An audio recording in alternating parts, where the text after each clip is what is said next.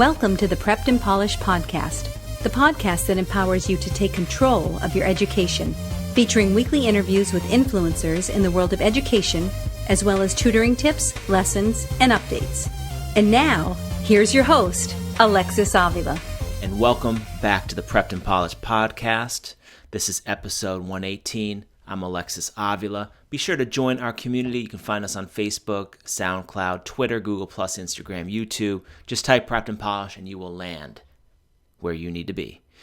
And go to our website, preppedandpolished.com. And there you can sign up for our free ACT essay course on the front page of the website, preppedandpolished.com. This episode today is sponsored by the Dream School Project.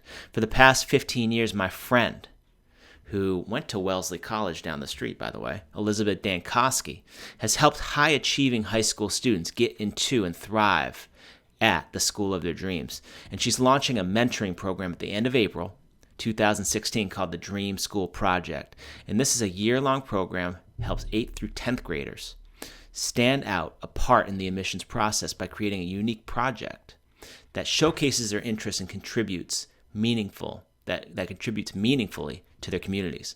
Because of her unique approach, her success rates are among the highest in the industry. 100% of her students are accepted to top 40 schools. 75% of her students are accepted to the top 20. To learn more, go to dreamschoolproject.com/mentoring-program. Have a question or reaction during or after this podcast? Submit your question to radio@preppedandpolished.com.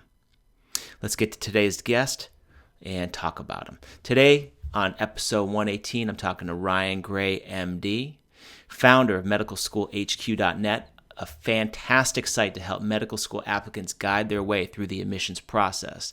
Ryan graduated from University of Florida with a degree in exercise and sports sciences and received his MD from New York Medical College. After graduating from medical school, Ryan completed his internship at Tufts Medical Center. On today's episode, Ryan talks about his excellent medical school resource, Medical School HQ, and discusses some of the challenges of going through the medical school application. Now let's get right to our guest. This is episode number 118 with Dr. Ryan Gray of medicalschoolhq.net. Dr. Ryan Gray, thanks for coming on the Prepped and Polished podcast. How are you today? I'm great, Alexis. Thanks for having me. Can you share with us a little first about, just a little bit about your background, perhaps focusing on a few pivotal moments that led you to where you are today as a doctor, medical doctor, and founder of medicalschoolhq.net? It all began probably when I dissected a cat in high school. I was hooked, and I grew up and telling people that I wanted to cut people for a living. I wanted to be a surgeon, and it tied together with a kind of an athletic background, wanting to be a professional baseball player, having that dream as a little boy, and hurting my shoulder. Originally thought I was going to be a physical therapist, going through the rehab for my shoulder, and then the cat happened. Mr. Bigglesworth was my cat. We nicknamed it, and I married the two together, and I said, I want to be an orthopedic surgeon. So I went to undergrad to be an orthopedic surgeon. I applied to medical school to be an orthopedic surgeon. And I accepted an Air Force scholarship to pay for medical school. And the Air Force said, you're not going to be an orthopedic surgeon. So I finished medical school and was a flight surgeon in the Air Force for 5 years. Recently, within the last, this is actually almost a year ago now. Time flies. Wow. Having separated from the Air Force and now run medical school headquarters as well as old pre-meds. Wow. And what locations did they have you as a flight surgeon? Where were you? So I was stationed at two different places. The first one was in Dover, Delaware, at a great base there. They flew C-5, C-17s at Dover, Delaware. So I've been able to fly all over the world in those planes. And then the second base was right outside of Boston at Hanscom, which was a good base as well. Tons of great opportunity. I highly recommend it. I even though I didn't get to do what I wanted to do right away to be an orthopedic surgeon, I still highly recommend it. It's a great experience, and I've been able to fly an F-16 and travel the world, wow. and it's not something many people get to experience, and Yeah, it was a blast. So let's tell us about medicalschoolhq.net and what types of info we will find there. So the medical school headquarters started when I was having a discussion with my wife, Allison, who's also a physician. She's a neurologist. And I realized that when I was active duty, I was having young airmen come up to me and ask me what it was like to apply to medical school, how to get into school, that kind of stuff. And I enjoyed talking about it. And so I told my wife, I said, hey, the biggest site out there for information online for pre-meds is Student Doctor Network, which is very cutthroat, very ruthless, and not it's not encouraging at all. And so we started medicalschoolhq.net with the thought that we were going to have real content from real physicians and not just pre-meds helping pre-meds. And we wanted it to be encouraging and informational and educational. And we started the site and started putting up content, written content. And then I realized that I loved listening to podcasts, so why not start a podcast myself? And now we're 177 episodes into the Pre-Med Years podcast, which has been going strong every week for over 3 years. So we interview deans from schools, admissions committee people. We interview inspirational pre-meds and medical students to talk about their journeys, what they struggled with, what they've learned. Allison and I will talk about medicine in general, what it's like to be a physician, all kinds of stuff. It's been a fun journey. That's awesome. So what won't you find on medical school headquarters then that this other site you said kind of catered a little bit more to? You won't find the cutthroat pre-med. You won't find negativity. You won't find a lot of the pessimism and gunner mentality that the other site has. And I have an awesome community, a Facebook community called the Hangout, the Medical School Headquarters Hangout. And it's got 1,400 people in there. And I've only had to kick out, I think, one person for his kind of cutthroat negative attitude. And the rest of the people are super helpful. And it's awesome. That's awesome. So my guess is you've always been pretty ambitious. So how do you find time to be both a doctor and run a very successful medical school headquarters? And are you planning to run it full time? I mean, I do run it full time. You do run it full time. Yeah. Okay. When I left the Air Force, that decision came down to do I go back and do my orthopedic residency, which is what I always wanted to do, or do I try to do this full time and run medical school headquarters? And we decided to take the leap because it's such a passion of mine, and I've been having huge success, and I love getting the emails from pre-med saying, hey, I got my acceptance letter. Thank you for all the help. People that I never knew before they emailed me, they would just listen to the podcast, got the information and used it and got into school, and then they would shoot me an email. So now I help students doing one-on-one coaching and through other means, and it's just awesome. I have my one huge success story is a 26-year-old former actress whose father had some health issues, and she said, you know what, I want to be a physician now. And she applied to, I don't know how many schools, 20 or 30 schools, a normal amount of schools, had 11 interviews. She had more interview invites, but only went on 11 of them, and was accepted at 10 schools and waitlisted at the 11th. So huge success. Yeah, and most people are lucky to get one. Yeah, and she got 10. All right, great. So what now? It's medicalschoolhq.net. I mean, you're a Top Gun. How come not the .com? Is that not available? The guy wanted like 10 grand for it when I was first starting out, and I was like, it's not worth it.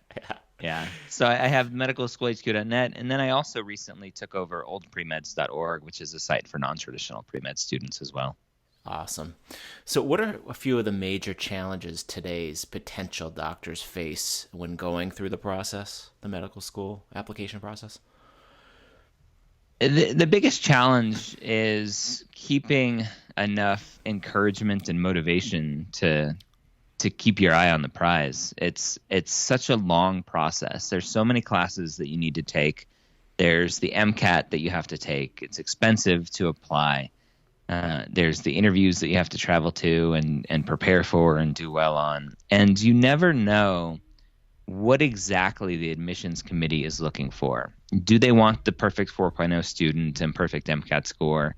Do they want a more of a non-traditional student? It changes all the time. And the 160 schools, every admissions committee is different. They're made up of individuals that have their own biases and what they're looking for. And so it's frustrating. I could talk to a student who has what I think is a perfect application and didn't get in anywhere. Maybe because they didn't apply to the right schools or enough schools, or maybe they applied late. There's just so many variables, and there's so many people that want to be physicians. And so admissions committees have plenty of people to pick from. I have some tutors who work here and eventually apply to be doctors, and they always tell me they're applying to 15, 20 schools. Is that the norm, applying to many? Yeah, so the stats that are available, the typical stat that is read is it's 14 to 15 schools is the average. But when you actually look at the real numbers, it's 14 or 15 for MD applications. And then for the osteopathic applications, the DO applications, it's the same. It's 14 or 15.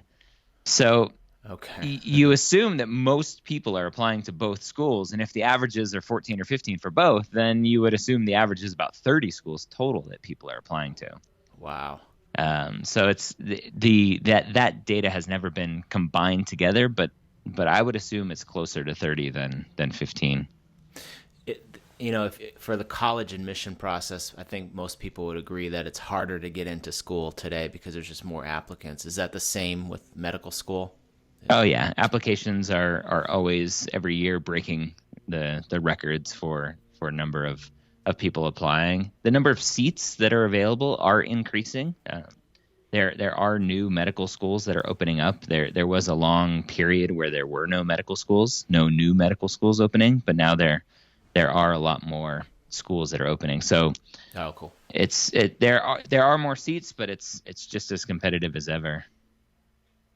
And the MCAT, I think it's done some changes over the last couple of years. What have been some of those just general changes? So the MCAT went through its first big overhaul in about 20 years. April of 2015 was the first of this new MCAT, the 2015 MCAT. Okay. And they added some things, the kind of the brains behind the AAMC, which runs the MCAT, and they kind of run the whole medical school world as well. They got together with schools and said, these are the students that we want. These are the attributes of students that we think are missing, and maybe we can add this into the MCAT and test for this.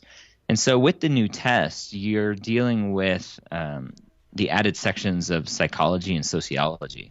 Wow. And so there's some different personality traits, different knowledge traits that the schools are looking for. Overall, it's about the same kind of test. The MCAT is a beast of a test. It's a test to see how well you take the test.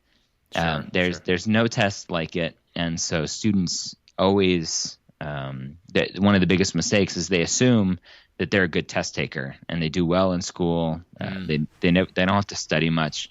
It's not a content-based test. You can't just prepare for it by learning all the equations and knowing all the facts. It's a test more on comprehension and analysis. So you have to read the passage, you have to understand the passage, you have to look at the questions, and you have to break down exactly what they're asking for to get the right answer. Wow. So on that note, would you say is it a coachable test? It's a coachable test if you're being coached on strategies to analyze passages, analyze questions, and figure out where you're making mistakes. Most of the test prep companies out there still provide a lot of content, but the best prep for the MCAT is taking practice tests. Yeah, makes a lot of sense. Okay, so fill in the blank. A good doctor is what are some attributes that they should have? Empathic, caring, has patience, is smart, not necessarily super intelligent, but it has the ability to look up answers when needed, knows their weaknesses. There's a lot of attributes. And then a bad doctor is egotistical, doesn't know their weaknesses, assumes they're always right, is unwilling to work together in a team environment, doesn't listen to the patient. Yeah, definitely. And what are some cool news? What's some cool new stuff that you're working on now? So one of the biggest things I'm working on now is a interview book. So preparing for the medical school interview. It's something that I enjoy doing mock interviews with students. It's something I do one-on-one with students. And so I've been working on an interview book that will hopefully be out in a couple months. And then I'll be working on an interview course to go along with that as well. And providing students the tools necessary to help prepare for the medical school interview. Awesome. And what do you enjoy most about what you do? Talking to each of the students and learning about their stories and hearing how unique everybody is. I think that's a big flaw in the students that I talk to is they say, there's nothing special about me. What am I supposed to write about in my personal statement? Or why is the school going to pick me? There's nothing that I've done that stands out. And I think it's a huge mistake. Everybody brings their own personality, their own histories, their own experiences, their own memories to the table. And talking to the students, I'm able to bring that out, and then they can write about it and talk about it. So it's awesome getting to know everybody. Awesome. And how can we best get in touch with you? MedicalSchoolHQ.net is the place to go. I'm on Twitter at MedicalSchoolHQ, and if you're on Facebook, our Hangout Facebook group is hopping. I just did my first live video in the Facebook group, which was fun. You can get that. I got a couple of those. Yeah. Not from people I want to see, but it's just like, Yeah, but Facebook just allows you to do it in a group specifically. So I just did that today. So that's cool. Perfect. What did you do? What kind of I just started talking, and people showed up and started asking questions, and Sweet. Yeah, it was fun. So yeah, the Hangout is at medicalschoolhq.net/group. Awesome. So teenage years are an exciting, overwhelming time in one's life. We work with a lot of teenagers over here. So to any teens listening to us today, any words of wisdom before they cross that bridge to young adulthood? I have a lot of teenagers, a lot of high school students that listen to the show. I think it's important to know that it's a long journey, that you don't need to start doing too much right now. But what you do need to do is make sure that it's something that you want to do. So it's never too early to start shadowing your own physician, your parents' physician, whoever will give you an opportunity to stand by the physician's side and get that experience to see if it's really something that you want to do. Being a physician isn't like watching Grey's Anatomy or Scrubs or any of these other dramas on TV. It's hard work, and sometimes it's not rewarding. More often than not, it is, but it's not the easiest thing in the world, and it's you need to understand that. That's great advice. Well, Dr. Ryan Gray, thanks for coming on the Prepped and Polished podcast. Really appreciate your time. Thanks, Alexis. And this wraps up our show today. This was episode 118 with Ryan Gray, MD of MedicalSchoolHQ.net. Make sure to check out Ryan's website, MedicalSchoolHQ.net, and get his free MCAT Secrets ebook on the site. I hope you enjoyed episode 118 with Dr. Ryan Gray of MedicalSchoolHQ.net. Episode 119 is coming up next. It's our next tutoring tips episode. It's ACT Essay Organization Tips with Terry Carroll. To access all of my podcasts and 119 and today's episode, go to preppedandpolished.com/podcast. Thank you for joining us on the Prepped and Polished podcast. Now go out there and take control of your education. You've been listening to the Prepped and Polished podcast. For more information, check out preppedandpolished.com. Also, you can follow us on Facebook and Twitter. Thanks for listening. Class dismissed.